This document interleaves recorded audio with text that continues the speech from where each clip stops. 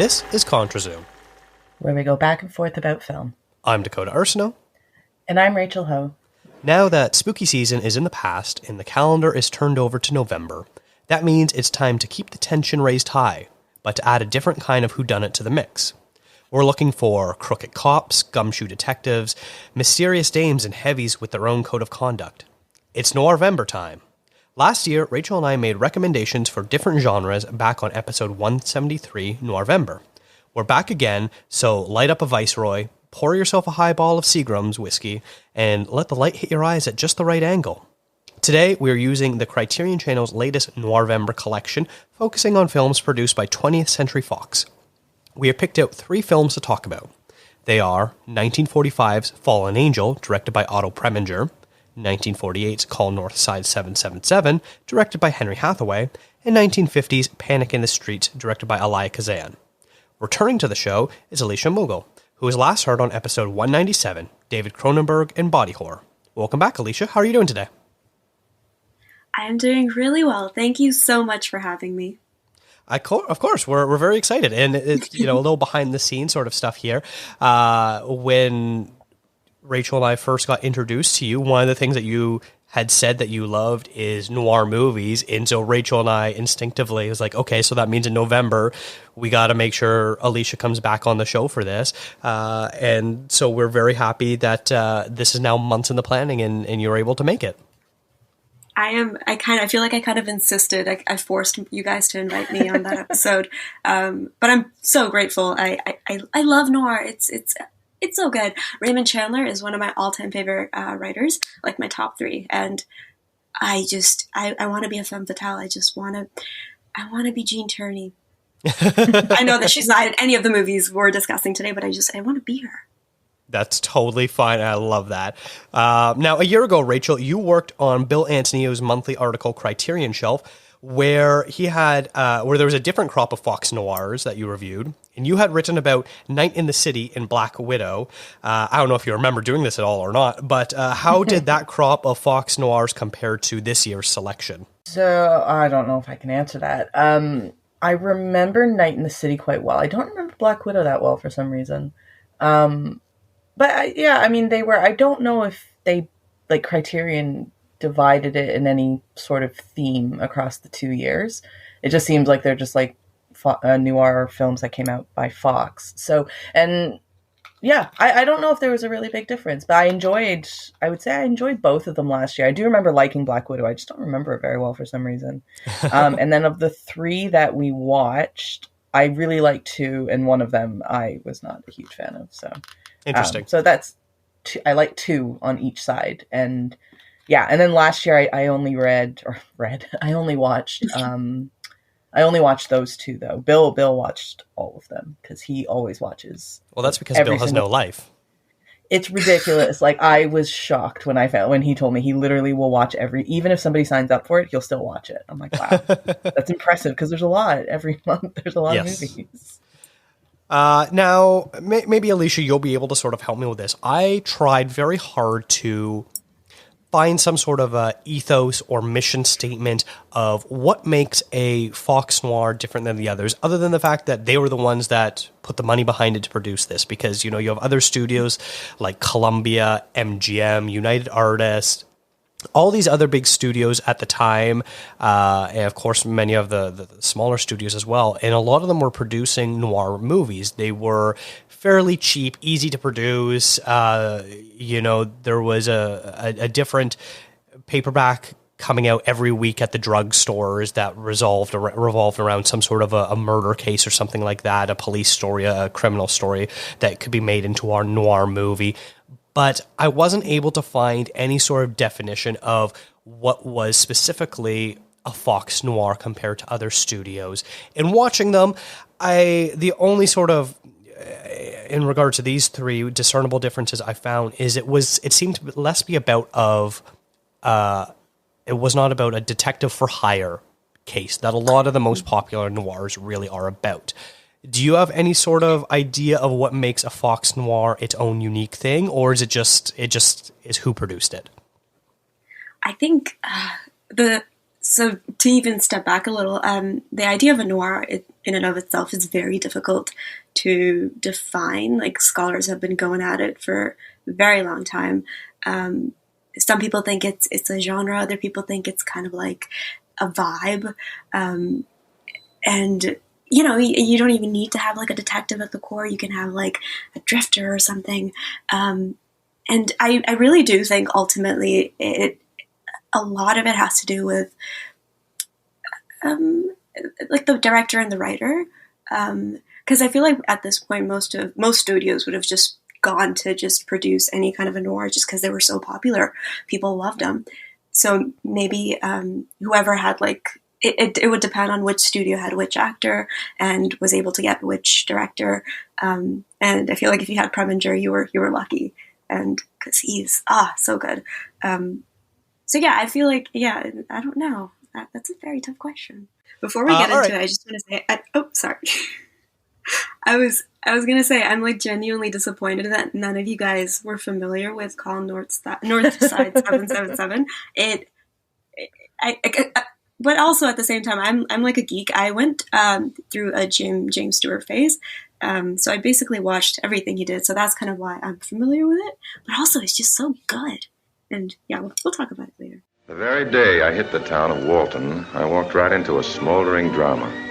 Perhaps if I had moved on, it wouldn't have ended as it did, and things would have gone differently for a lot of people. June Mills, for instance, would have been spared ridicule she didn't deserve, any more than she deserved what she got from listening to me. All I meant was, there's nothing in it for you chasing around like this. You ought to go home. No. Why do you waste your money on a guy like me? I'm not wasting my money. It's yours as well. I don't care what you do with it. Burn it up, tear it, do anything you want with it. But let's get started and talk about the first one, which is Fallen Angel. So as we mentioned earlier, it was directed by Otto Preminger, who directed the classic Laura, but he's also done stuff like Anatomy of a Murder, Stalag 17, Carmen Jones, and a whole bunch of other classics. He's one of the all-time great directors. And this movie is about a slick con man who arrives in a small town looking to make some money, but soon gets more than he bargained for. And it stars Alicia Faye, Dana Andrews, and Linda Darnell, among others, including a nice little supporting performance from John Carradine, who pops up in a couple scenes as well. This was, as I've said, my first time watching all of these, so I'd never seen it before. And unfortunately, of the three, it was probably the one I liked the least. And as you were saying, Alicia, noir is such a debated genre about what it is and isn't. And to me, Fallen Angel felt the least noir-like out of all of them. It seemed more mundane. It seemed more of a love mystery than an actual noir. But, you know, that's maybe the beauty of noir, is that it can sort of fit multiple descriptions. So tell me why I'm wrong, Alicia. Why is this a great movie? I feel like I do kind of disagree, where I feel like of the three, this is the more noir-y, like more aesthetically noir, just because of the way Preminger kind of wields the camera. One of my favorite little frames is near the end, where Dana Andrews and I forget who his wife in that scene, is she June? They're in that hotel room, and his camera looks out at the window, and we just see the hot in hotel, and then it's nighttime, and then it becomes daytime, and then the hot part goes away because we see San Francisco reflected in the window. It was such a good bit. Did you guys like that part? I did, actually. I really enjoyed that. Like, I was watching, I think I actually rewound that part, because I think to be fair, I think I kind of lost my attention at one point. I went, that was a really nice shot, and then I had to go back and look at it again. It was very, very striking. Preminger is kind of like the shadows, and it kind of reminded me of, I can't pronounce his name, Siodmak, Siodmak, the guy who's known for, killers and stuff, because he's got really amazing shadows that are velvety and deep, and Fallen Angels really has those slick, heavy shadows, and obviously the light and the dark portrayed by the two women. It just kind of really complements the shadow work, and the light work really complements the moral murkiness going on in the movie, I think. Yeah, I would say probably this movie and Panic in the Streets, which was Elia Kazan, the two of them had the most director influence on the look of the film, where I could tell that this movie was directed by someone who really understood what the camera had to do and how to light a scene and all that stuff we expect the greatest directors to know how to do. Because if you go through Preminger's filmography, you obviously know the amount of heavy hitters that he's created.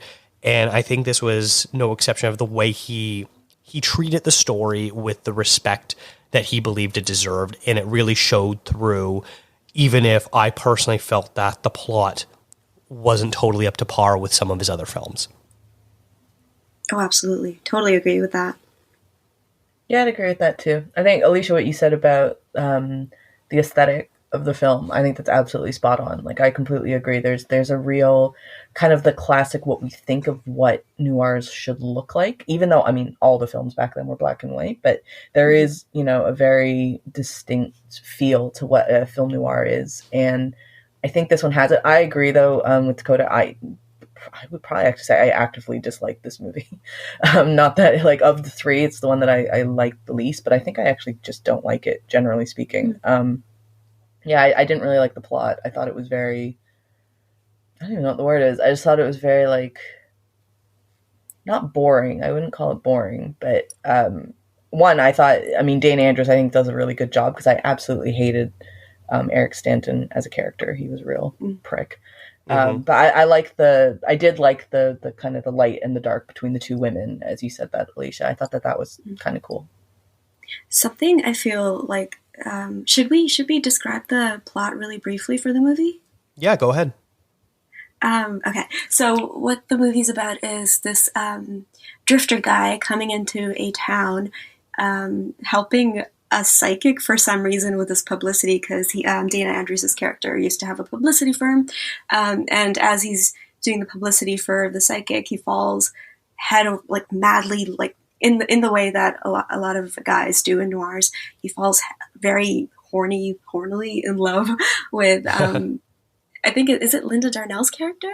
Yes. Yeah. Stella. Linda Darnell, Stella, yes. Who is the quintessential femme fatale, dark hair, bold lip, the sassy talk. He falls in love with her. Mostly I think he just wants to have sex with her. And then she's like, no, I need somebody with money. So he tries to scrounge up the money for her, and he does that by marrying this angelic blonde character named June. And eventually Linda Darnell's character kind of gets annoyed with how long it's taking him to get the money, so she kind of, goes on a bunch of dates. And can I spoil it? Should I spoil it? Spoil it. It's from 1945 or something like that. Like, whatever. She gets, honestly, an hour into the movie, she gets killed, and that's kind of when the mystery starts. With like 30 minutes left, the femme fatale gets murdered, and we're trying to figure out who did it. And I think what the story kind of is doing in its pacing and its like weird introduction to Dana Andrews' character. Because I felt as soon as we started watching, I was like, whoa, everything is moving way too fast. These two characters, Linda Darnell's character and Dana Andrews' character, they don't know each other at all, but they want to get married. It's been like literally 24 hours. And I think the movie is trying to make a comment, because one of like the workers at a hotel later on, she's like, everyone's getting married these days. I think they were trying to make a comment on like swift marriages, and the pacing of the film kind of had us feeling uneasy about how quickly everything was moving, and people ending up marrying absolute strangers and then getting a divorce later on, because the people they marry are obviously, they don't know each other at all, and then you find out about each other and get a divorce. And I think the unease that a lot of people might feel in watching that movie is that kind of queasiness at just not knowing the people before us, because we learn about Eric Stanton's character right at the end when he divulges everything to June about his life, and she's like, I want to know everything about you, but she fell in love with him before she even knew anything about him. And I think that was kind of like a tongue-in-cheek way Preminger kind of maybe talking about that. Do you think?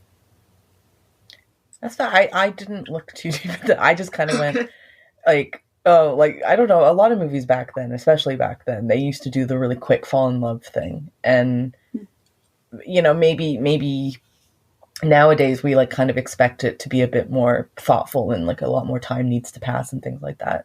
But, you know, back then, I also think I mean, we obviously weren't alive back then, but it was like, I actually think that in society, generally speaking, people had very short courtships and then they just got married, you know, because they didn't date like how we date today. And so I chalked it up to that. I just kind of thought they fall in love real quick because, you know, that's just how things were back then. And nobody really thought too much about it. Whereas we would look at it and think about like what's going on here. But it's interesting that you kind of pulled something else from something like that, which I completely just disregarded, which is probably because it says more about me really than you. So it's fine. One of the things I did notice is the amount of times characters in the movie moving around the main character said, "You guys hardly know each other." Yeah, I think true, it was June's sister. She was like to her, "You hardly know him," and then the cop is like, even I feel like Stella even earlier, like when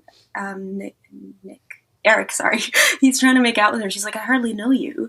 That's true. Yeah. That comes up quite a bit. So I thought maybe, you know, that is fair. It has to be that something. Is actually completely fair. I did like you brought up June's sister Clara. I like that there was kind of a bit of a they never really completely explain what happened, but like Clara kind of alludes to the fact that, you know, it happened to me too. You know, like I know men like this, and then June goes, "Oh, he's not like that. Like it's not the same thing." I was like, "What happened to Clara?" Even though she was such a background character. But I like that like there's this little, you know, button there that Preminger puts in without explaining it in the slightest either. It's just like, yep, something happened to Clara, and that's why she's so suspicious of Eric. I hated June. She's so dumb. Like, what is she doing? She was, yeah. She was so meek throughout the whole thing, and then at one point she does have like a bit of a is it yelly? Not really yelly, but like she has like a moment, right? Like in the hotel room.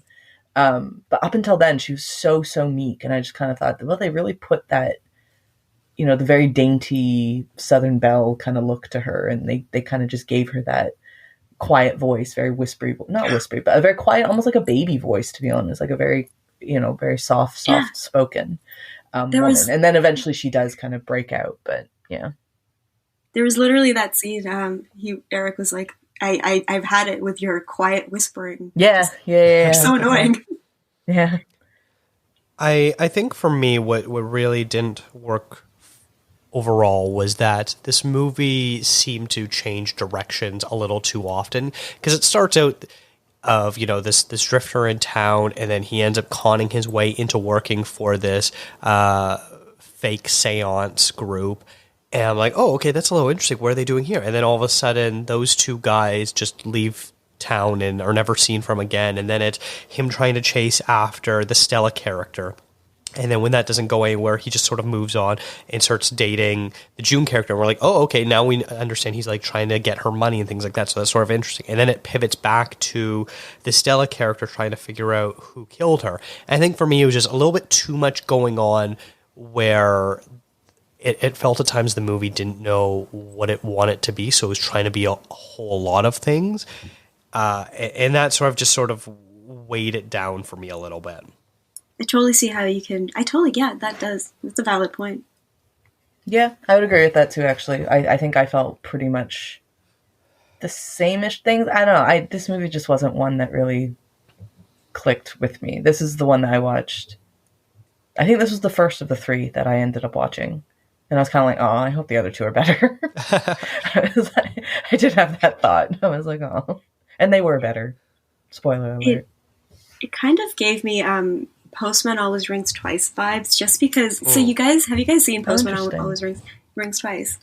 Yes. Yeah. And do you know how in the end the character goes on this monologue where he literally says the title of the movie? Just I feel like they put that monologue in just to work the title in. That same thing happens in Fallen Angel, where at the end she goes on this, like, she does the quotation. I was like, oh, that's hilarious. They just did that to justify the title. That's actually true. I didn't think about that.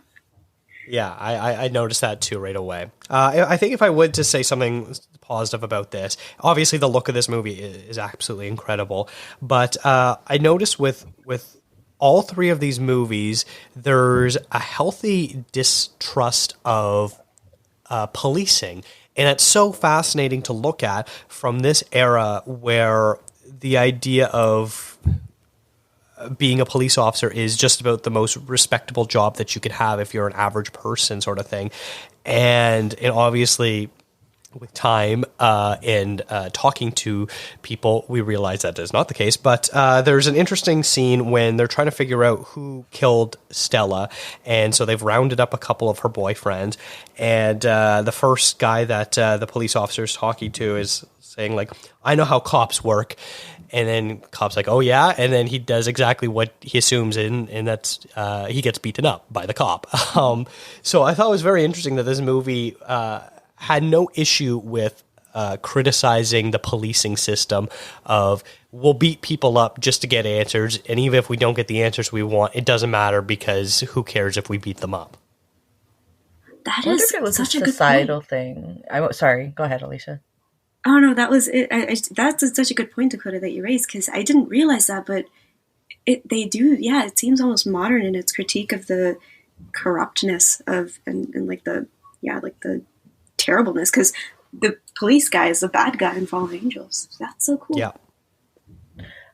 See, I was wondering if that's our look on it, whereas like we would look at that and think, wow, the cops being a real, whatever kind of thing. But I feel like, back then when, like you said, Dakota, like cops had a very different position, like the way that the public looked at police were very different. And I think it's the idea that even though people knew this stuff was happening, like people knew police would beat the crap out of suspects and this and that, the idea was that was worth it. That was fine because at least they were trying to catch the bad guys kind of thing. And if you didn't do anything wrong, like it's kind of a naive way of thinking, is like if you didn't do anything wrong, you wouldn't have been in the precinct anyways. Like the cops wouldn't suspect you if you were actually just like a fine person. So as long as you're on the right side of law, then you don't really need to worry about police brutality. But if you're a criminal and whatnot, then that's just a part of justice. Like that is a part of their justice system, is that the police do things like that. And then obviously it gets complicated as the decades go on. But I should say, generally speaking, that's just not good to do anyways. But I kind of look at it more as like back then, I think that they just viewed, I don't know if it would have been called like police brutality. It was just something they did. And like you said, Dakota, like in the film, they go, oh, I know what cops do. It's like, yeah, that's just kind of how it goes, Yeah, I think in all three of these movies, though, they do a pretty good job at sort of pushing back at the mystique of what the judicial system does, because in this case, it's used as a tool to scare Eric's character, the Dana Andrew character, into talking. In Call Northside 777, I'm not going to reveal too much, but people are more likely to talk to the reporter than they are to the police, and there's a general smugness of the judiciary system doesn't get things wrong, and even when they get things wrong, it doesn't matter that they got it wrong. And then in Panic in the Street, you've got a health inspector working with a police officer, and once again, it's the same thing where people are more willing to communicate with the health inspector than they are with the police, because they know what, is a common sentiment today, is that the police are not your friend. Yeah, I think that's a really good point. Like, that's actually a really good option. When we were kind of thinking, or I don't know if we talked about this, but like looking at a through line between the three films, that is actually a very common thread, right? Like that's, you hit the nail on the head there, is that it's a common thread that it's looking at the judicial system in not necessarily the most flattering light. Yeah.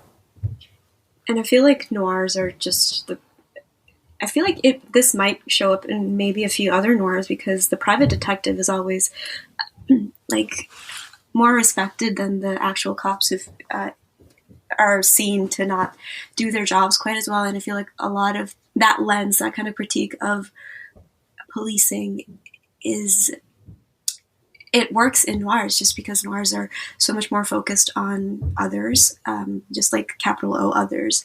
And because we're focused on these more marginalized characters, the fringes of society, we get to see how they view cops. So we'll see this obviously in Panic in the Streets a lot more. And also North Side 777, just because there are more marginalized groups in those movies, we get to see from their perspective just how shitty police are, and it kind of explodes that puffy mythos of the benevolent police officer coming to just kind of right all the wrongs of like a dispute in the house or something. With that, I think we should maybe move over to Call Northside 777, unless either of you have any final thoughts you want to make sure we get in this section. Nope. Dana Andrews is handsome. I like him a lot. He's very good in this. Like, I really hated him, genuinely. And, I mean, that's just a good actor. I think we're supposed to hate him. He's really good in Laura, and I've seen him in The Best Years of Our Lives as well, where it was a very different performance from him. So he's definitely an actor with a lot of range. Where the Sidewalk ends also, he's back together with Gene Tierney, and it's also just a gem. Behind this personal column ad that appeared in the Chicago Times, there lies one of the most unusual but factual dramas ever to come to public attention. Because of its impact and great human interest, this story of a brutal killing and unjust conviction was picked up by Time magazine and Reader's Digest, bringing it worldwide attention. Okay, well, the next movie on our list is Call Northside 777, directed by Henry Hathaway, and it stars the great Jimmy Stewart, but it also has Richard Conte, Lee J. Cobb, Helen Walker, and others. And this is one that also was a very interesting noir watch for me because it didn't feel like a typical noir at the beginning. It has a real docudrama feel to it, and Alicia, you did such a good job sort of explaining the plot line to Fallen Angel, so I'm going to sort of turn this over to you if you want to sort of set this movie up a little bit more, because I know this is one of your favorites and the one that you really insisted on that we talk about today. Yay, yes, for sure. So this movie starts in literally, it starts in, collecting my thoughts. It is kind of more true crime-ish. It looks at Prohibition-era Chicago in like 1932-ish, 1933, where a lot of police killings are taking place. I think one of the stats that they gave in the very beginning of the movie is that there was a police killing for every single day of the year, so 365 for one of the years. Policemen are getting shot down left, right, and center by, I guess, mob people or just like outlaws. I don't know, like mob terrible guys, or just a lot of terribleness happening. And so the movie focuses on one of those killings, where a cop is shot down at a speakeasy by two men who are shrouded in shadows. Like, we never really learn who the people were who killed the cop. But the woman at the speakeasy, she kind of identifies two men, and they go to jail. They are given a life sentence, or I think a 90-year sentence for the killing. And 11 years later is when Jimmy Stewart comes in, and he's a reporter, and his editor basically tells him to kind of follow up on this ad that's appeared in the paper where a woman wants to give anybody who has any information on one of the guys who's in jail, it's her son, and she says that he's wrongfully convicted. And so Jimmy Stewart wants to find out, why she's offering money, what if there is any kind of substance to her claim. And the film kind of just follows him. At the beginning, he's very hesitant about looking into the killing because he's like, this guy killed a cop, he's obviously guilty. But the more he digs into it, the more he realizes that, the facts that did get him convicted are not set in stone. A lot of people were really angry in early 30s. And so a lot of weird stuff happened. And the more he digs, the more he becomes kind of like his Mr. Smith goes to Washington. It's Mr. Smith, right? Goes to Washington? Something goes to Washington. That character in that movie where he goes and does the filibuster. And he gets very passionate. And yeah, it's just classic Jimmy Stewart being dry and witty and funny and lovely. Sorry, I just want to say that Alicia's social media accounts at the moment are all devoted to Jimmy Stewart right now, and how she's going to marry Jimmy Stewart when she's. I wasn't kidding. I went through a phase. I love him so much. He's such a good guy. I mean, I know he was a Republican, but which is terrible. But I feel like Republicanism then was different from Republicanism now. That caveat. I have to justify this, man. I'm 100%. I just wanted to make that clear. I know he was a Republican. Watching this movie was very interesting because I really enjoy a movie where finding the information out is the point of the story. So I wrote down in my notes, I was like, this movie is basically like All the President's Men in Spotlight in the sense of it's about a reporter digging through evidence to try to figure out what the story actually is and find the real truth. But it sort of plays out like if we actually see the work done in 12 Angry Men and not just the trial. And it has the character of Jimmy Stewart basically doing his Mr. Smith Goes to Washington, but as a reporter instead of a politician. And so I figure that those four movies kind of form the basis of what you would expect from Call Northside 777, which is a very interesting movie, as you were talking about, because like you've got this documentary-esque feel to it. You've got this like hard journalism edge to it. You've got this noir spin to it.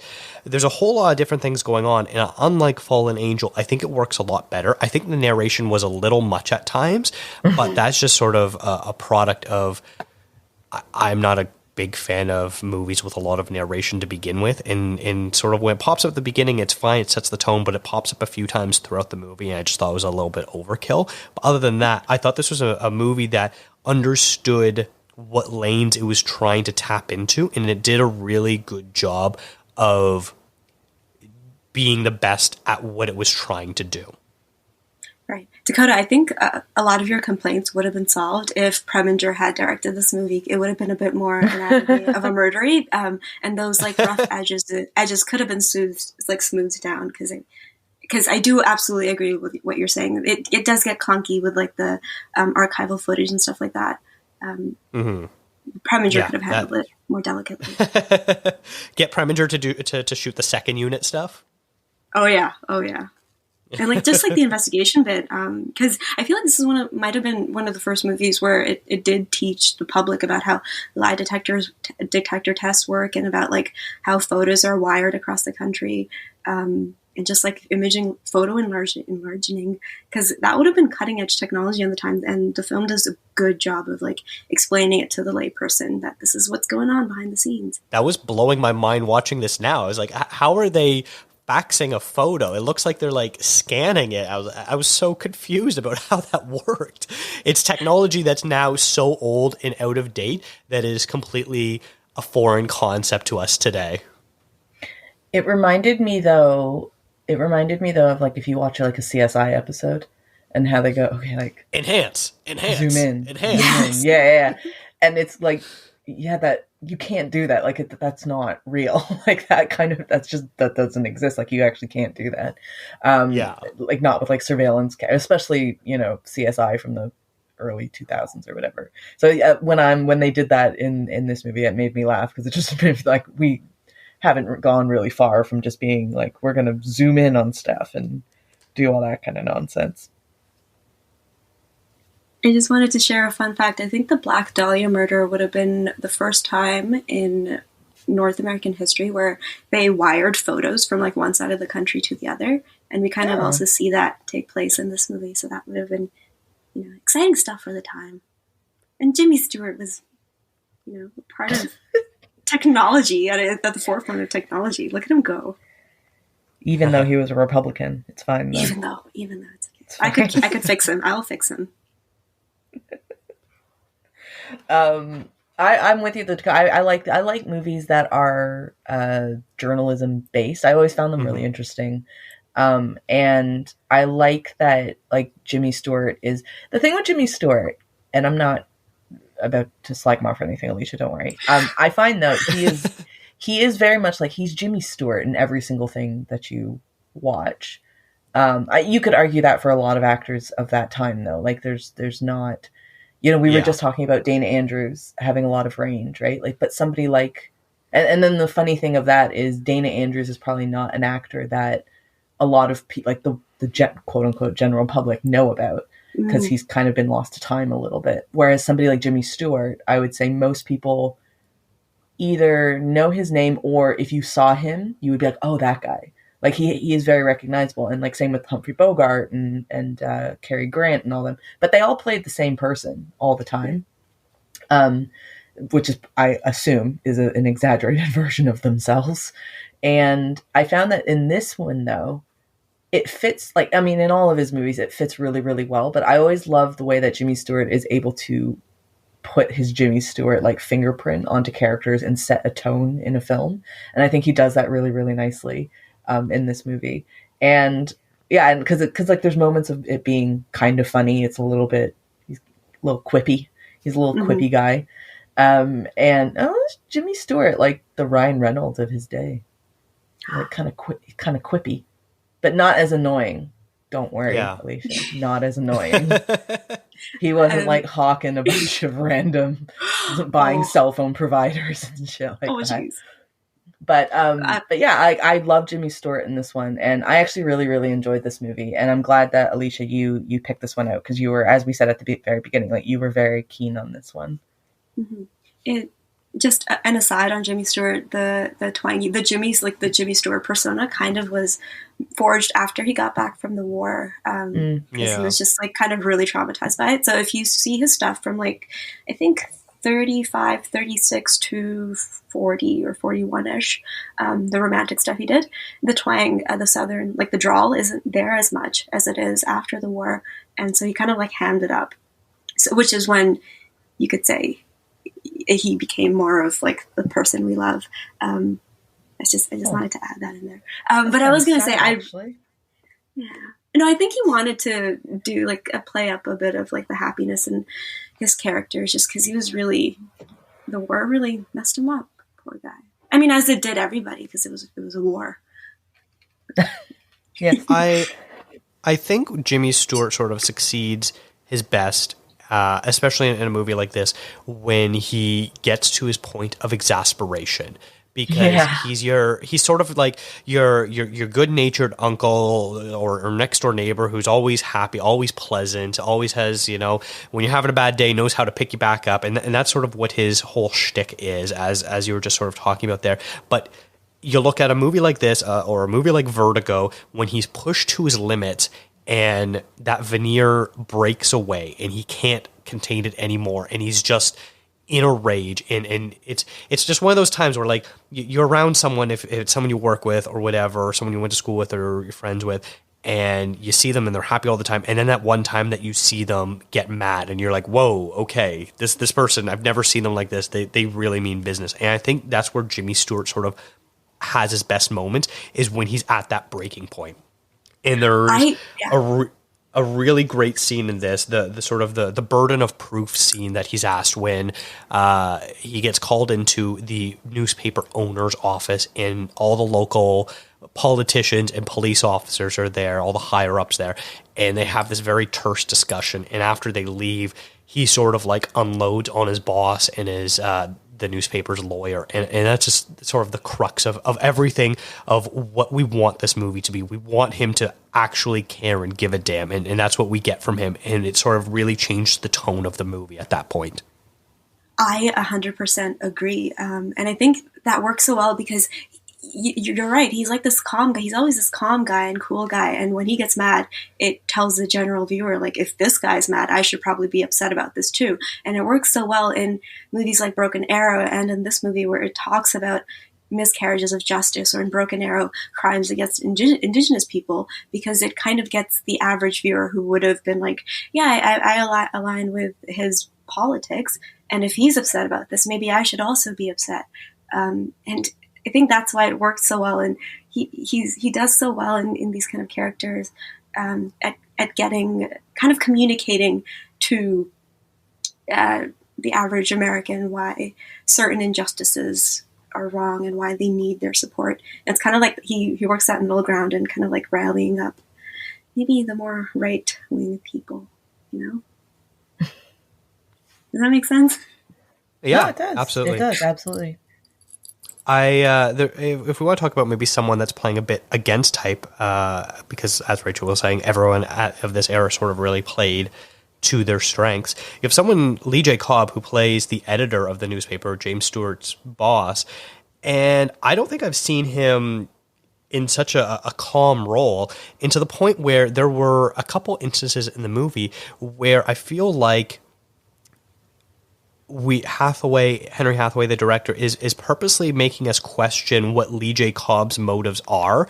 You think to the polygraph scene, the lie detector test, where he shows up and he goes, "Oh yeah, I was on my way to Muncie."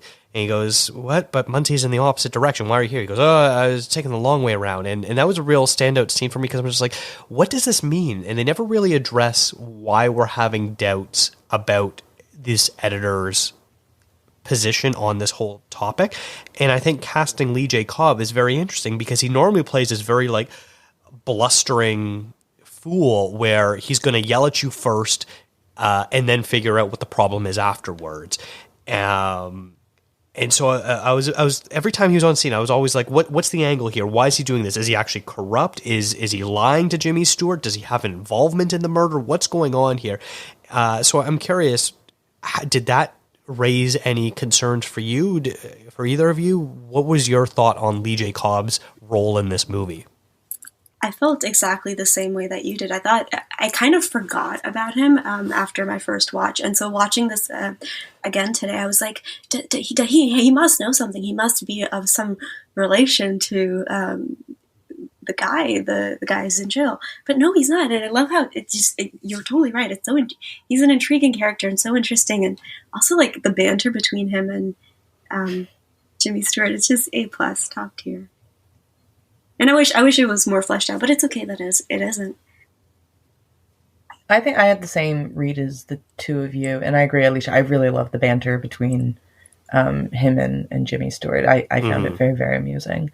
But yeah, I definitely thought there was going to be a reveal at the end that, I don't know, he was somehow involved, or I don't know, he was the guy's brother or something like that. Like, I don't know. I thought that there was going to be something where, and maybe that's just, again, like our modern viewing is expecting like a twist at the end. And I just thought he would be involved in some way, shape, or form. Like, I really thought he was going to be a family member of the guy in jail. Checks, yeah. Yeah, so that's what I thought it was going to be. Then it turned out not to be at all. It was just an editor. Yeah, it almost played to me like, I imagine both of you have seen the movie Spotlight, where Michael Keaton plays the newspaper editor of the Spotlight team. And for the longest time, we're not really sure. He's brought into this newspaper, and we don't really know where his allegiances lie. And it's not until a pivotal point later in the film where he stands up for the Spotlight team and goes, no, what they're doing is right, and they need to do their work unimpeded. And you realize, oh, he was with them the whole time. He just didn't want to stand up until he knew the exact time that he needed to put his foot down. And I sort of feel that this was a similar character archetype they were going for, where we're not too sure what his intentions and motives are for this story that he's asking Jimmy Stewart to investigate until the very end. But the problem is there's so many seeds of doubt that we're not really sure what it all amounts to. I don't really know how to better word what I had already said, as far as there's this weird level of distrust that we have of this character, but in the end there wasn't a big reveal about why there was any sort of distrust to begin with. Absolutely. You nailed it. And he's also kind of like the quintessential editor too, where he's kind of knows what's good for you before you know it, and kind of like walks Jimmy Stewart's character through that in a sagely way. One thing I find interesting, Dakota, is like, at the very, very beginning when you introduced the movie, you kind of talked about all these different films that came after this one, that like it felt like an amalgamation of a bunch of different movies that you had seen before you saw this one.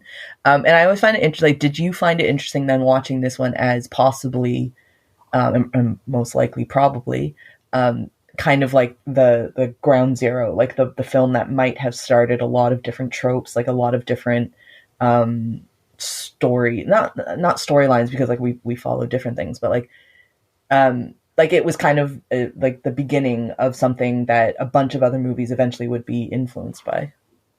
Oh, absolutely. Like, I'm a huge All the President's Men fan. Yeah. And it wouldn't shock me in the slightest if I learned that Alan J. Pakula was a big fan of this movie and sort of use it as a bit of a template, because you have some very similar dynamic between the Woodward and Bernstein characters of Dustin Hoffman, Robert Redford, with the Jimmy Stewart and Lee J. Cobb character. Yeah, definitely. And I want to shout out, we were talking about Bill Antonio earlier, but he did another Criterion shelf called, for one of the collections that was called Read All About It, and it was all about films that involve journalism in some way, shape, or form. So I can send that to you, Dakota, because it was, I think that's a good collection too. And relevant. Excellent. Yeah, I love investigative journalism movies, because the ones where they actually show them doing the work. So I talk about All the President's Men, Spotlight being two real highlights. I would talk about something like The Post as one that isn't as successful, where it's more interested in the drama of the characters than it is on the story itself. Yeah, I'd agree. The Post, I mean, we don't have to get into The Post, but The Post had, I think, a lot of other things going for it, that it wasn't necessarily about journalism. It was about something a bit arguably greater than journalism. But anyways, that's neither here nor there. Dakota, does this mean that you like How to Lose a Guy in 10 Days? Because that is top tier journalism in that movie. I have not seen that movie since I was a teenager. So it was before I would consider myself a real movie fan, and I don't think I was fully paying attention to it. So I feel like I would probably need to rewatch that to have an opinion on it. It's hard-hitting investigative journalism. It is, and I would argue that most rom-coms around that time had a form of hard-hitting journalism by way of the female character, who was always a columnist, like always a fashion columnist. So they should have put that on the Criterion thing, right? Include that in the journalism one.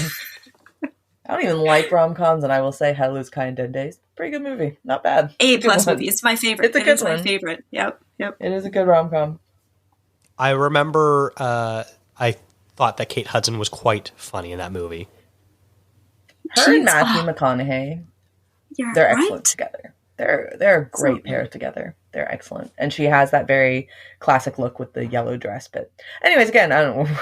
Move on to something else. Yes. Herewith recorded is the story of a silent, savage menace. How for 3 days a great American city found itself outside the United States of America. The events, incidents, and emotions of the people who were a part of it, who found time running out as they looked into the face of mortal peril.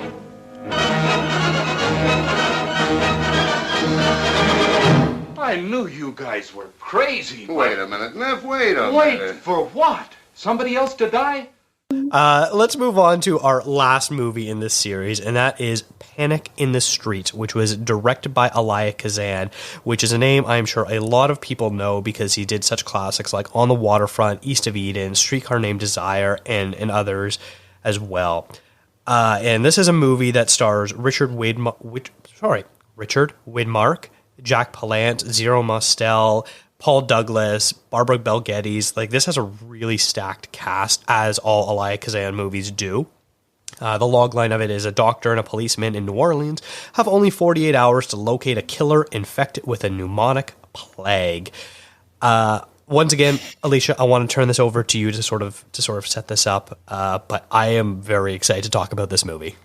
I love how naturalistic the acting is from, like, everybody delivers such an A+ performance in this movie. Even the little kid, like the father-son relationship and it's such a adorable relationship. And oh gosh, the performance is so good. Amazing. And Woodmark, he is the face. I think, Rachel, we were talking about this before. Mm-hmm. He's got such a unique face and a way about him that is fluid, but also like so easy and breezy. And just, I love that he's like blonde. I feel like there aren't very many old Hollywood blonde stars. Not men. Cool. Yeah. Not many blonde men. Yeah. Yeah. And then sort of the more description of the plot is there is a card game that happens between some gangsters, and one of them tries to leave the game, and as he's running away gets killed by the other mobsters, and it turns out that he has a viral infection that is quickly spreading. And so when the autopsy happens and the health inspector notices it, he has to figure out who the other patient zeros are that came in contact with him, so that way they could stop the spread. And boy, does this movie feel extra relevant today, doesn't it? Oh, yeah. Yeah, I really love this movie because I think that they did such a cool thing of taking a murder, like a gang murder mystery type thing, and kind of turned it on its head and said, like, there's a bigger reason why now we need to find this person or people, and they actually can't let everyone know either. Why? Because, again, like you said, Dakota, of things being very relevant, they don't want to have everything like alarmists and like an alarmism is talked about in the film. And yeah, and like they don't want there to be a panic in the streets, if you will. But they still need to find who the murderer is. And I think it's just such an interesting way into we need to find the murderer kind of story. So I really enjoyed this movie, and I thought it was probably my favorite of the three. Sorry, Alicia, I know it's not the Jimmy's favorite. But okay. It was my favorite of the three. I just thought it was such a unique way of going about this story, like of such a well-worn story. Mm-hmm. It was just such a unique way of digging into that.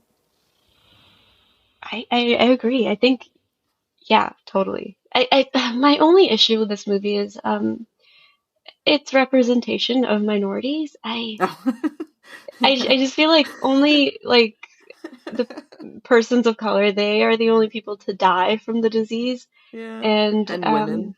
Yeah. And women, yeah, and it kind of bummed me out, but yeah, I guess, I mean, it's from, yeah. I think if you watch old Hollywood movies from this, you kind of have to take, not even old Hollywood movies, just Hollywood movies up till probably 10 years ago. You need to take a bit of a different view on it, but I did find it amusing when like these random Chinese people just showed up, and I was like, what the hell are they saying? I don't even think they're speaking in Mandarin. I'm borderline thinking they're not even speaking a dialect, but they might be, like a very different dialect that my ear is trained to understand. But yeah, that is one thing that is kind of fun. And they kind of take aim at Armenians and Greeks, and yeah, like something like shish kebab is something they're like, mm-hmm. What's that? And they're like, actually, it's quite tasty. I was like, they are. So yeah, that is kind of funny. It's like, I don't mind those kind of things in movies, because I think it just shows the film for the time that it was made, and that's just how things were back then, and there's no use in kind of covering it up or ignoring like that. That is just fact how minorities were treated back then. Yeah, I really like that they had Widmark's character speak Mandarin or whatever, or whatever the language was. I will say that. I don't know Mandarin very well, but it was 100% not Mandarin. But they did get him to speak something. I thought that was funny to show like he somehow understood this. Like the guy spoke and he was, oh, this is what he's saying. It's like, oh, he's like a really, he is a man of the world as a public health inspector. Right. Yeah. I think obviously what you're saying, Alicia and Rachel, is absolutely correct. I think considering the time of this movie, this is almost like the best case scenario of showing, hey, this guy, the main guy, is a good guy. He cares about people, their safety, the health and well-being, regardless of who it is. And unfortunately, it's made in an era where there's a lot of casual racism. There's one of the cooks, his lack of English speaking English ability is played for laughter and stuff like that. So that's really unfortunate that we get those sort of things. And other than that, in these three movies, the only other people of color are like shoe shines. Where that's it. And so it's sort of interesting where, you know, the Richard Widmark character is really the one moral character in this entire movie. And unfortunately, he lives in this real world that is also made by real people who don't care about casual racism. So it's this weird dichotomy of you see the positives from his character in a hopeful and better society, but at the same time, the society that they're critiquing is still the real life. I don't really know how to better word how I'm feeling. Am I making sense there? Yeah, for sure. Definitely. I also want to say, I think the shoe shine thing was from Fallen Angel. It was, yeah. I just meant in general, other than Panic at the Streets, the only other person of color was a kid who was a shoe shine. He didn't finish the job either, but he did get paid. One thing I that is interesting, especially in our context of today and what's been going on the last few years, is, Richard Widmark's character, you're right, like he is just caring for everyone, but at the same time, it's because of his job and because of what he knows about this disease or this virus, is it doesn't matter. Yeah. Like the point is that it really doesn't matter what you look like, what language you speak, who you are. Fact is they need to get to the bottom of this, because this is going to affect every single person if they don't nip it in the bud straight away. And that means, who cares if these people are Chinese? Like, I mean, he very conveniently speaks Chinese, apparently some form of Chinese. And so like they don't care. Like, that's kind of like a look like this, that's not really the point. And, and I found that interesting too, just again, in the context of today and, this idea of collectively we were meant to be just caring for one another, even if you didn't know each other, because it didn't matter. Mm-hmm. A virus doesn't pick and choose, who it's mm-hmm. gonna go at. A virus isn't racist, it isn't sexist. It just and I think they do a good job of pointing that out in one scene of the movie where one of the characters is like, "Oh, it's just one community," and he's like, "Do you not understand what a community is? This whole country is a community." Oh, so funny, isn't it, how we haven't grown at all from that? Right? Yeah. Which is why I feel this movie is so damn timely as well. Yeah, it's funny.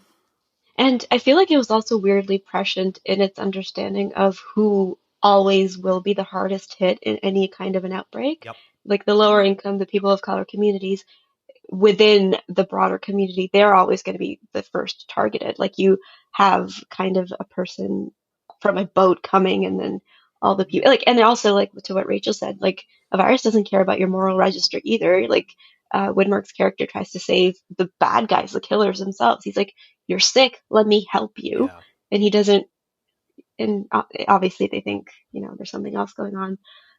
But yeah, it for all its faults, it's also valuable, and I feel like more people should definitely watch this movie. Did you guys find though that, I mean, spoiler alert, that the ending was kind of a bit too neat? It was kind of like, okay, these two men have been taken care of. We're good now. 100%. It's kind of like, but what about everybody else that they got in contact with? Like, right? It's not done now, is it? Like, I thought that was kind of funny, just like thinking again of what's been going on today. It's just like it doesn't just end with one person being like, oh, okay, we got them. It's like it keeps going. But then they also were very just like, just get the vaccine. I mean, they were like forcing people to get it. They were literally rolling people's sleeves up and being like, okay, we're going to jab you right here in the middle of this office. Widmark, his character literally goes off to make another baby right at the end. He's like, remember with the wife? And I think they needed that to like keep people. I feel like this movie would have scared quite a few people. And I feel like they needed that kind of happy ending to kind of quell those fears and just, remind, because I feel like when Contagion came out and like, before pandemic times, like it really did freak me out. I was like, no way am I ever going to eat anything at an airport ever again. Gwyneth Paltrow will be out there. She will kill me. So it freaked me out. And I needed that, happy ending. So maybe that's what Kazan was going. It definitely sort of feels like Kazan had a movie in his mind and the studio was like, great, we can let you make it, but you got to add in this subplot as well. You got to add in the relationship story as well. It was very random, wasn't it? Where she's like, I've decided we're going to have another baby. And he's like, oh, have you? Like, what was the... Like, guys, we're fighting a plague right now. And she's like, I think, like you said it yourself, like, our son can't be an only child. Like, it's like, this is not important at the moment, you guys. How about you? Come knock me up. Yeah, it's very strange. I actually thought, in the moment, I thought she meant she was pregnant. I thought so, too. Being, like, surprised. Yeah.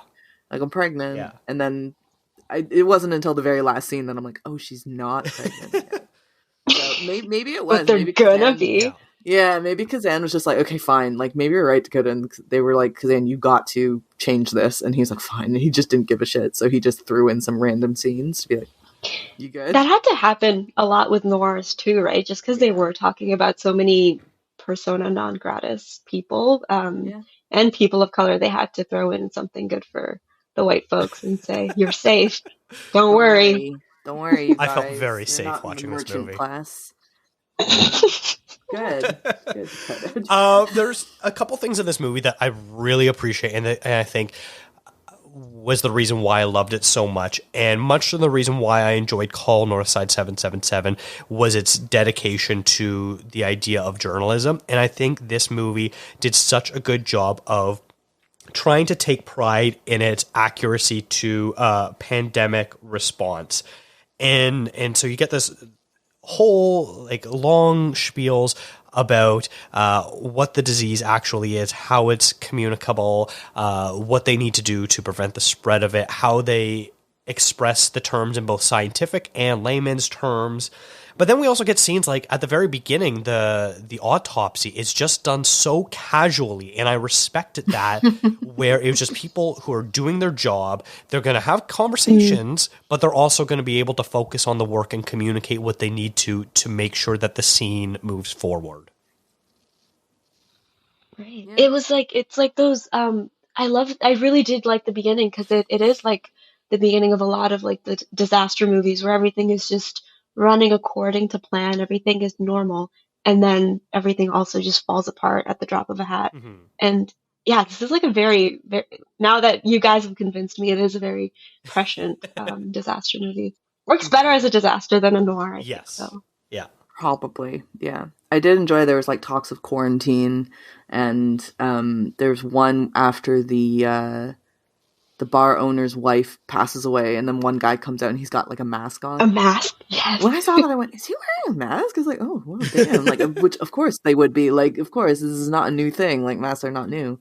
But yeah, those things. Again, it's just funny seeing a movie made in what was this one? 1950. 1950, and you know, obviously the world at that point had gone through a plague and a pandemic and whatnot, but. Yeah, who knew that, 70 odd years later, there would be something else. And a movie from literally from 1950 would be, as we've been saying, incredibly relevant to today. Even more relevant, I would say, than Contagion. Because this one feels a bit more, not what happened, but like just a bit more real in that sense. Yeah.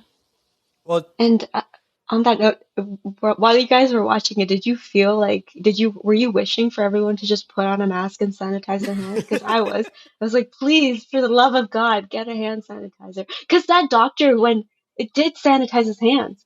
And I was wondering what he was using. I guess maybe just alcohol. Like, I guess you could just throw alcohol on your hands and it would be like more or less the same thing. But I thought that was really funny when the doctor, like, he's like, I'm like, what's he doing? And I was like, oh, damn, he's got hand sanitizer. Yeah. Good for him. I was like, I wonder if it smells like lavender like mine. And I think the other real key thing that worked for me in this movie is that it did not stop at all. It was just constantly go, go, go, go, go. Yeah. There's never a dull moment, except for there's two dull moments, and both of them is when he's back at home with his wife, unfortunately. But literally every other scene, everything is happening so fast. You can like feel the clock ticking in the background that you like, because it's almost like Kazan's in the background behind the camera being like, TikTok guys, you got to speed this scene up. It's not going fast enough. We have more urgency here. Come on, let's layer this thing up. There's one point in the movie where they just say like, this is just day 2, or like it just happened yesterday, or like it's only been 2 days or something like that. And like that clicked it in for me, where I was like, oh, like they're moving really quickly. Like they're trying to say like they've discovered this thing and they need to move really, really fast. And you're right. Like it does feel like that in terms of pacing as well. But as much as we're kind of shitting on those scenes at home, I think that they are kind of necessary and just taking a breather and not making all of it just go, go, go. Like you do have a moment of just like, okay, collect yourself and understand what's happening in the movie. In the pacing, I feel like it is kind of similar to Fallen Angels, where everything just goes so fast and makes you uneasy, which I feel like those two movies have a really good understanding of how to make the viewers feel queasy by how just like dizzyingly they spin. And totally, yeah, they need the home scenes just in the way that horror movies need bits of jokes to kind of like puncture the tenseness. Mm-hmm. So the tension. They needed the adorable kid. Well, this movie was also really funny at the beginning too. I texted Rachel and I was like, "This is like if Contagion was a screwball comedy." Yeah. Like the good. Like, could you imagine the dynamic between Richard Widmark and Paul Douglas as the health surgeon and the police officer? The two of them had a great chemistry together. Yeah. Mm-hmm. Yeah. It's everybody did a good really job. Enjoyed this movie. I think the performances are all like, I personally didn't Fallen Angel. Some of the performances in it made me a bit like, okay, like I know the acting is different era to era, but that one made me a bit like eye rolly at times because they get a bit much. Like when they're like shaking each other, I'm like, calm down. But this one though, I enjoyed it because like in the moments that do feel a bit, I don't want to say camp, but the ones that don't, like, it wouldn't fit into a movie today, like a modern day movie wouldn't be acted that way. It still really gelled well with the rest of the film and it didn't really stand out. I thought it was, I really, really enjoyed this movie. I thought it was great. I was just going to say, I feel like this one and North Side are on par in terms of performances delivered, especially by the supporting cast in North Side. Everyone did an amazing job and like very naturalistic, very, very human. These characters are very human and they had a lot of dignity to them and like they fleshed them out and didn't like parody the minority characters and they really most of them. Some of them were weird in Panic in the Streets, but for the most part I respected that. And as far as performances go, I sort of want to highlight Richard Widmark because after I watched these three movies, I watched Kiss of Death, which he is in, and he actually got nominated for an Oscar for playing this gangster in that movie, and I cannot believe it's the same actor. He basically is playing a proto version of the Joker. He is constantly laughing. He is absolutely vicious and cruel. He literally ties a woman in her wheelchair and throws her down a flight of stairs while laughing hysterically the whole time. Like, I cannot believe that these two performances were done by the same actor. He is a gem, and he's great. Sorry, go ahead. Yeah. Go ahead, Alicia. You totally disagree with me. I don't like Paul Bettany now, but early Paul Bettany from like the early 2000s, kind of the same vibe, because Bettany was in this movie called Gangster Number One, and he plays a gangster. He's like Malcolm McDowell's younger version, and there's this like sinister craziness to him, and that I feel like he could have done a good Widmark. They have a very similar look too. Very, very similar. Yeah. Although Widmark has like a more baby face than Bettany. But what I was going to say was we mentioned the Fox Noir collection that Bill and I looked through last year, and other people too. I should say there were a lot of other writers on that piece. But one of the films that I was looking at, as Dakota you mentioned, was Night in the City, and he's in that as well. Richard Widmark is in that as well, and he plays a hustler and like a con man in that. And so he's again one of those actors that I think, we were saying he's not the Jimmy Stewarts, the Cary Grant, the Humphrey Bogarts at the time, where they were just playing one specific person. They, I guess, would be considered what we now call character actors. Yeah. Like just kind of moving along and doing the different things. And unfortunately, they're the ones who aren't as well known to like non-film buffs. Yeah, I'm definitely going to be looking for his movies in the future because I really have enjoyed his screen presence. Me too. I watch Kiss of Death. That sounds crazy. Me too. I'm going to do that tonight. Really fascinating. Yeah, it's an okay movie, but he's really good in it. And then the last person I feel like we need to sort of shout out is Jack Palance, who most people probably know for his role in the City Slickers movies as Curly. But this was his film debut, and what a presence does he have? He's physically imposing as this gangster boss, and he looks very young, but he has this real raw energy to him that just sort of like every time he's on screen kind of terrifies you. Yeah, you can't look away from his face.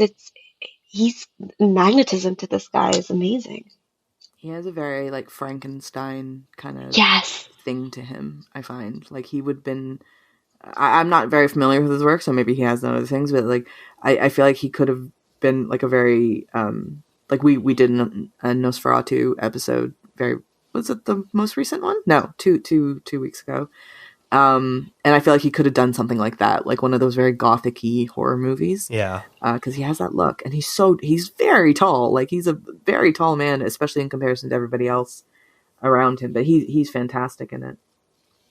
Yeah, he's slender, but he's not gangly, so he still has a bit of an imposing look to him. His shoulders are very broad. Yeah, like he is like a wider dude. But yeah, very, very. Like I understand why everyone's scared of him. I'm just gonna put it out there. He played Count Dracula in a Bram Stoker's Dracula television movie. Oh, so there you go, Rachel. Yeah. Oh. He looks like it. Like he really could do it. I think it's the jaw and the temples. Yeah. I think the last thing I want to sort of talk about, and I mentioned it briefly to Rachel, is all three of these movies took place in different cities. And normally the one thing you think of when you think of film noir is that it takes place in California. The first one, Fallen Angel, takes place in San Francisco. Call Northside 777 takes place in Chicago. And Panic in the Streets takes place in New Orleans. And the use of the city has always been sort of an integral aspect of noir. You know, California is this mysterious land that was, settled later than the rest of the states. And so it sort of was able to build its own mythos. And that's why it makes such a good setting for noir. And the fact that they were able to use three different states and still sort of convey that the locale influences the movie itself, I think did a really good job, especially since you look at both Call Northside and Panic in the Streets used actual locations, which at the time was a bit of a rarity to film movies on location. Yeah, absolutely. I love the Chicago in particular. Like you said, like they really showed the city off. And if you're going to do a journalism movie, like especially for that time, like it had to be in Chicago, and it had to, you had to really go to the city because it is so unique. Like, and I love the shots of Chicago. Actually, it's good that you mentioned that. I really like the shots of Chicago, especially I think at the very beginning of the movie. They have some really, really pretty like aerial shots of the river and all the different bridges that go through and stuff like that. And I feel like for a noir to be a noir, we kind of spoke to this earlier, but it always in some way has to show like the gritty underbelly of something. And that something will always be society, and society will always need to be embedded within a city, which is why I think cities play such an integral role in these stories, because more than any other type of a story, these films noir, they have like this sociological or anthropological bent where they kind of look into why we are the way that we are. And a lot of the times the way that we are is big images, but on the underside we have like the seediness, and I don't know. I'm not making sense, but I'm glad that the cities do play a very good role in all three of these movies. Yeah, I think that's why people love noirs there, Alicia, and the seediness is one of the aspects. I wouldn't call myself an expert on the genre, but if you were to ask me my favorite movie genre, noir is probably the one I'll go to, because there's always something about it that I'll like. I like the look and the feel that you get when you watch a movie in the noir genre, and in all three of these movies showed once again why I love this genre. Even though I'm not as crazy about Fallen Angel, I still enjoyed watching it, and I thought that there were some really interesting aspects to it. And that's why after I watched these three, I watched another one in the collection, and I'm probably going to watch a couple more in the collection while it's still up on the Criterion channel. So I'm just very happy. I really love doing episodes around film noir, and I hope this sort of becomes a yearly thing, and that you join us every year, Alicia. Yeah, yay, I would love to. I didn't force myself in this time. You invited me, so I will come. But I think that should wrap up our conversation. Alicia, thank you so much for coming on. You brought your expertise. I feel Rachel and I both learned a lot from you today, and I hope everyone listening did as well. Where can people find more of your work, and is there anything you want to promote right now? For sure. So I know everyone's jumping off of Twitter, but as a journalist, Twitter isn't. I'm still on it. I'm not sure if I will be on it for long, but I'm there as ALISHANGL. And this month on Film Days, I'm going to have a piece on a Gene Kelly noir. So I worked really hard on it, and I hope everybody listening reads it, because if you don't, I will come to your home and force you to read it. Well, I'll make sure to link to that article in the show notes if it's out. Yeah, is it out yet? No, it will be out next week. Okay, well, as soon as it's out, make sure you send it to me so that way I can add it to the show notes, because it is very timely and relevant. But then also, you and Rachel work together on the new website, The Asian Cut. I know you have a new review up on there. Do you want to talk about that? Yeah, for sure. That one is not noir at all. It's on Leonore Will Never Die, which everybody should watch it. Dakota, have you seen it? I have not yet, no. Oh, you must. It is so good. I don't know how to describe it. It's kind of impossible to describe. It's like if the Truman Show and Rosencrantz and Guildenstern Dead had a baby, and that baby would be Leonore Will Never Die. I know Jeff from Classic Movies Live was a big fan of that one. He saw it at TIFF. It's a thinker. It'll stay with you forever. And it rewards with every subsequent watch. It's really one of the year's best. Awesome. Well, Rachel, what about you? Where can people find you? And do you have anything you want to promote? Yes, but before I do that, I just want to say Alicia and Veronica Phillips over at Film Days, they have started a cinema club via their, I believe it's a Substack, right, Alicia? Yeah, it's a Substack. And we do, this month, each of us, we put in 4 movie recommendations, and the majority of my recommendation, I think all of my recommendations, the theme for myself I picked was Deadly Women. And Memento was one of the movies I recommended. Killers, Black Widow, I think. It's called Black Widow, isn't it? It is, yeah. Yeah, it's from 1987, that one. And a couple of others that I cannot remember at the moment. That's a fun, we're having Body Heat. Did I do that? Body Heat? Yeah, I have it up in front of me right now. Okay, good. Yeah, definitely go and check out that list and watch along, because over on Film Days we're watching the movies and logging them on Letterboxd. And you can go to it's filmdays.net and you can sign up to their Substack through their website. As for me, I'm always on rachelkh.com and Twitter _RachelKH. I think this week, what did I have out? A interview with Randall Park, which was really, really fun to do. I was very happy after I did that interview. So that's with Exclaim. And that's for his new show, Blockbuster, which is on Netflix, which is an okay show. It's fun. I like, Rachel, how I am your publicist and you are Alicia's publicist. We're the worst at talking about ourselves. That's what all writers, we're always the worst. Yes. Yeah. But do check out theasiancut.com if you haven't already done so. We've the two of us plus Rose, who's going to be on ContraZoom, I think next week or very, very soon. We've worked really hard to kind of get this website up, and we're just slowly but surely filling it with different content. And so please go check it out. And if you have any feedback, let us know. It is a permanent fixture in the show notes now for people to check out. Thank you.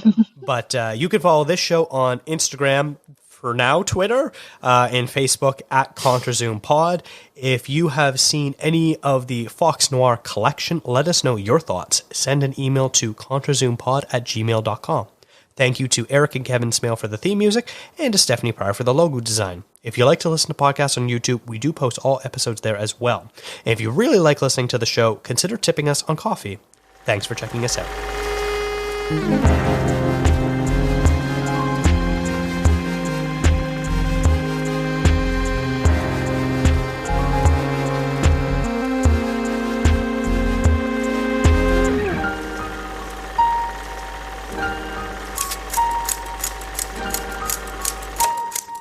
you.